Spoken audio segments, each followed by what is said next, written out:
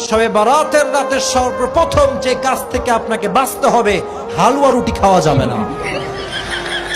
এই ট্রেন্ড বাংলাদেশে আছে না?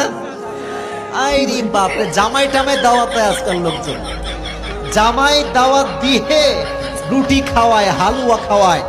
এটার সঙ্গে হাদিসের কোনো সম্পর্ক নাই, চিল্লা এখন থেকে না। আমাদের দেশে কিছু লোক আছে যারা শবে বরাতকে মানতেই চাই না। গতকালকার ডিবেট দেখলাম, এই ডিবেটের মধ্যে একজন সালাফি মৌলবী কি যে কইছে নিজেও জানে না, শুধু গায়ের জোরে ঠেলে সে বলতেছে শবে বরাতের গুরুত্ব দেওয়ার কারণে শবে বরাত পুরা মাসের যে গুরুত্ব এটা বলে কইমা জায়গা, যে এটা কোনো কথা হইল?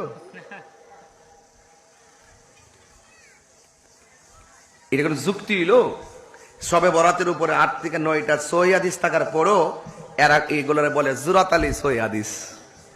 জুরাত আলী কোন সহিহ হাদিস আছে? জুরাত আলী দিয়া যদি হাদিসটা সহিহ হইও তাহলে মানতে অসুবিধা কি? কতক্ষণ নাকি লেগে এইরকম চাপাবাজ। আবার বলবে শবে বরাতের রাত্রে হালুয়া রুটি এগুলা বেদাত।